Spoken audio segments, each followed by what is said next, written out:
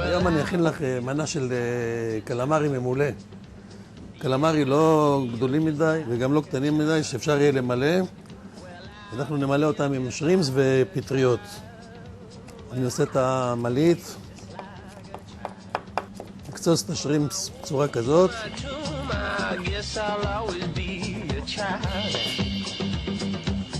אפשר להוסיף למלית גוזים, צנוברים, בצל סגול, כל אחד לפי הטעם שלו יכול להוסיף מה שהוא רוצה. בואו נמליח, נפלפל, קצת פפריקה.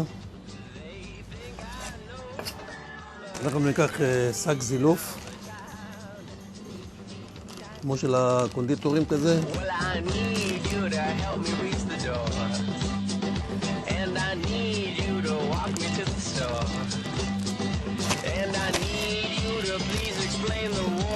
סורב חזק, ללחוץ. אנחנו לוקחים את הקלמרי ביד אחת ככה מגדירים פנימה ולוחצים בצורה כזאת. לוחצים אותו עם הקיסם בצורה כזאת. סוגרים, שלא יהיה מלא עד הסוף הקלמרי, שלא יתפוצץ לנו. ומכניסים אותו לציר הירקות. לפחות ל4.5-5 דקות, אבל לא יותר, שהקלמרי לא יתקשה, כי יש לו נטייה אחרי 4-5 דקות להתקשות. כמובן שאפשר לבשל את זה, לטגן את זה בשמן עמוק, או לבשל את זה ברוטב, או בתנור. כל צורת חימום קלמרי אוהב. אנחנו נוציא את הקלמרי, שהוא לא יהיה לנו יותר מדי קשה.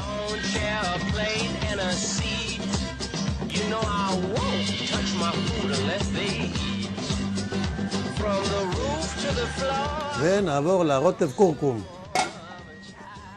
רוצים לרוטב חמאה, קצת שמן זית, שום, בצל סגול,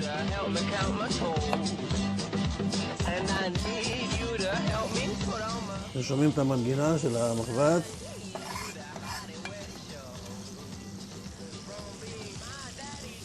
אנחנו מוסיפים את הקורקום.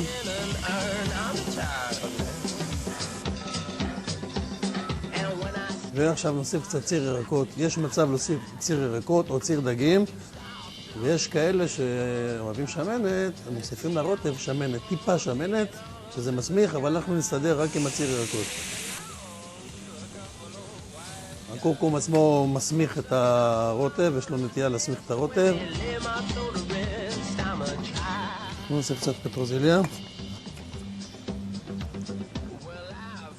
מלח, פלפל. עכשיו אנחנו להשלמה מכניסים את הקלמרי לרוטב, נותנים לו את הבישול הסופי, השלמת הבישול, וגם שיקבל את הטעמים ואת הצבע של הקורקום.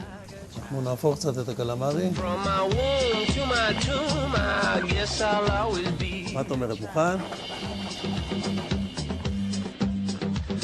Some people try and treat me like a man.